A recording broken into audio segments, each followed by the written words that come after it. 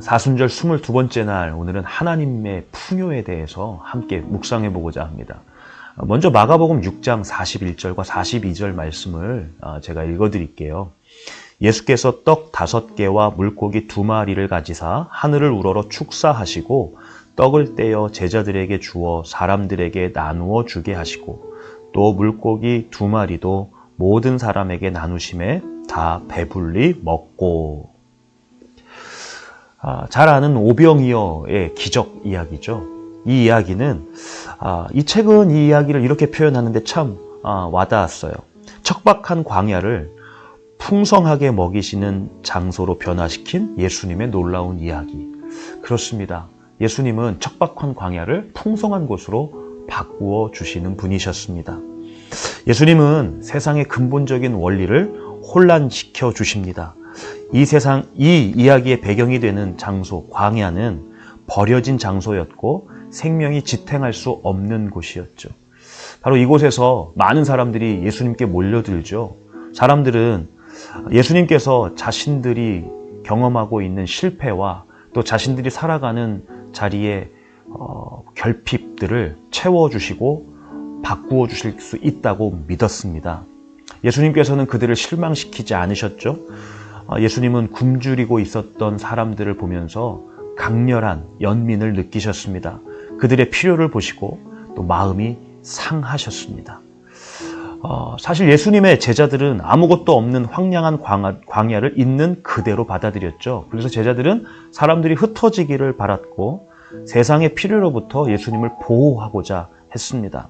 그러나 예수님은 제자들을 꾸짖으시면서 오히려 군중들을 먹이라고 말씀하십니다.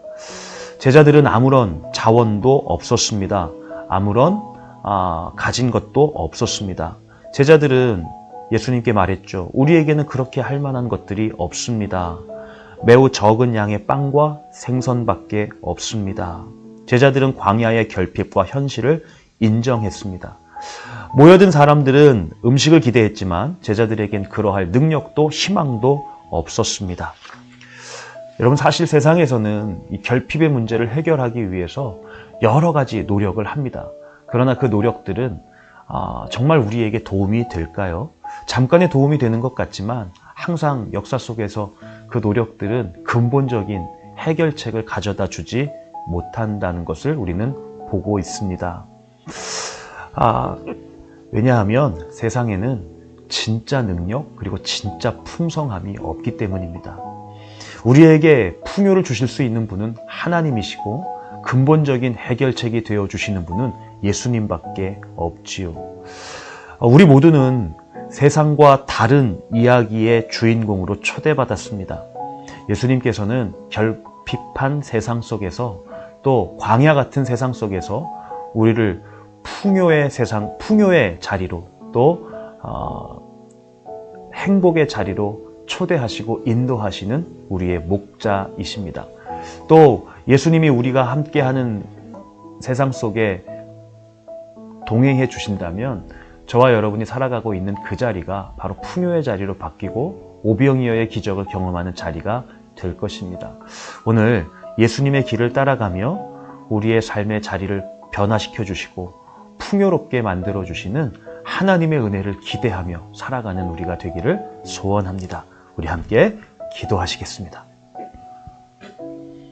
하나님, 우리는 항상 결핍의 이야기 속에서 마음이 웅크러지고 또 삶의 슬픔을 느낄 때가 많습니다.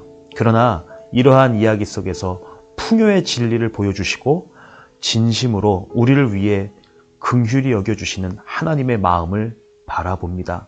오늘 하나님의 은혜를 기대하며 살아가오니 우리의 삶의 자리를 하나님의 풍성함으로 또 하나님의 샬롬의 평화로 바꾸어 주옵소서.